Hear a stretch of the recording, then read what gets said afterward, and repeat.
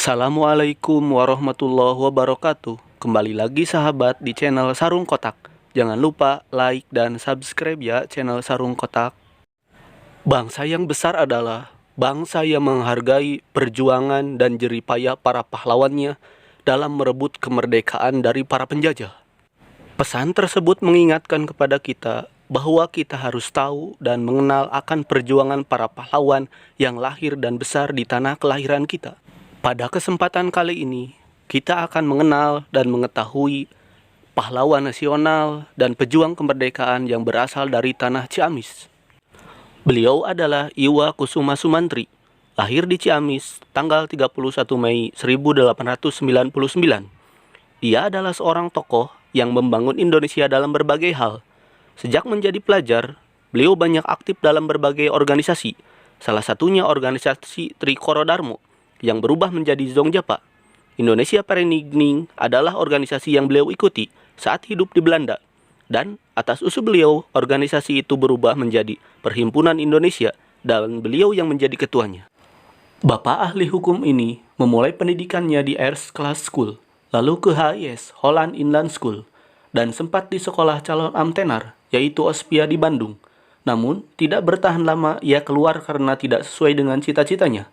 Pada tahun 1916, beliau masuk sekolah hukum, Res School, selama 5 tahun waktu untuk sampai tamat.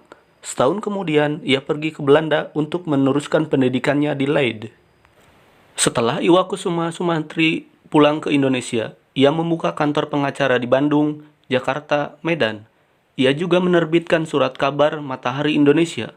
Namun, pada Juli 1929, akibat tulisannya yang tajam, ia harus mendekam di penjara Medan selama 1 tahun, lalu dipindahkan ke Jakarta untuk diasingkan ke Banda Neira.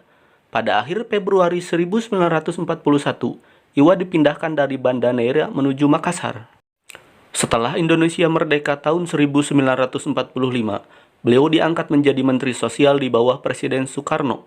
Namun, masa jabatannya tidak lama karena ada perubahan sistem pemerintahan jadi parlemen. Ia ditangkap tahun 1946 karena terlibat peristiwa 3 Juli 1946 bersama Muhammad Yamin, Subarjo, dan Tan Malaka. Setelah menjalani masa hukumannya, ia sekali lagi menjabat sebagai menteri, yaitu Menteri Pertahanan. Setelah tidak lagi menjadi menteri, pada tahun 1957, Iwa menjadi Rektor Universitas Padjadjaran Bandung. Pada tahun 1961 menjadi anggota Dewan Pertimbangan Agung dan merangkap Menteri Perguruan Tinggi dan Ilmu Pengetahuan. Beliau meninggal 27 September 1971 karena menderita penyakit jantung. Beliau dikebumikan di pemakaman Karet.